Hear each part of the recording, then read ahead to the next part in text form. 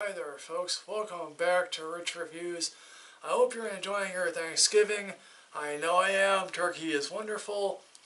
So the last film that I saw at the Virginia Film Festival, and this was the closing night selection for that film festival, is Call Me By Your Name. This is directed by Luca Guadagnino, and this is written by James Ivory, and based on a novel by Andre Ackerman.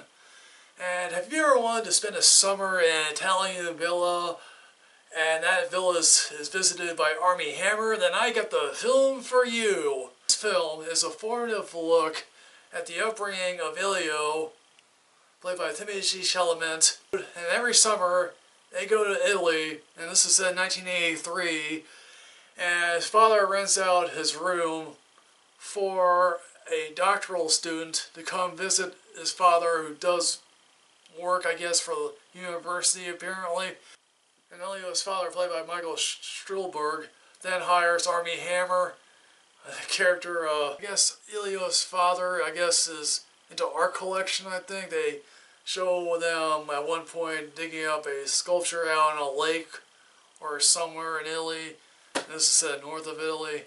And clearly Elio is one of these people that's like, clearly he's a more hormonal teenager of all things. He pines after this one girl. But of course, all throughout the summer, he starts to develop feelings for Oliver.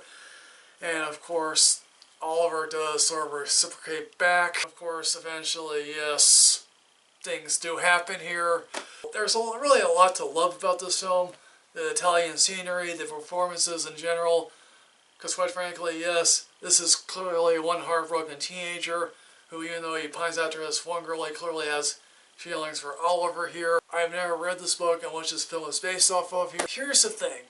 I am not one of these critics that have not been head over heels in love with this particular film. I like it but don't love it. Here's the main thing that I can think of with this film, is that it reminds me of the film Carol, in which that itself wasn't anything special. That itself was based on a book from the 50s. This here is based on a book in 2003, I think.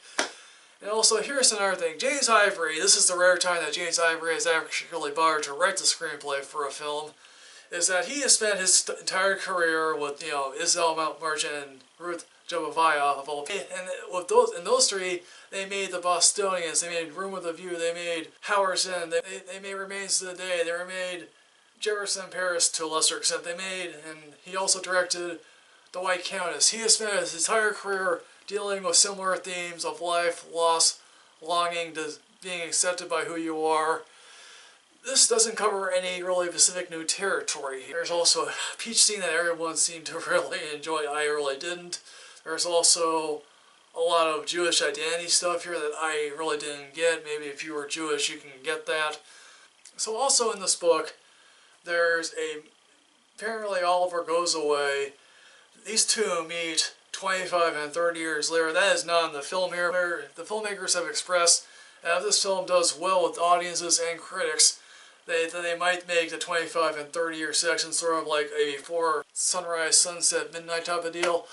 I won't necessarily be part of that audience, quite frankly, because here's also another problem I have with this film, is that the last act of this film goes on and on and on. It just like, I just found myself thinking, please just end. So in the end, folks, what I'm going to say here is that Call Me By Your Name is a good but not particularly great film. So what I'm going to say is I'm going to give this a matinee rating because of, specifically for the performances and the scenery and the location shots. That's all great.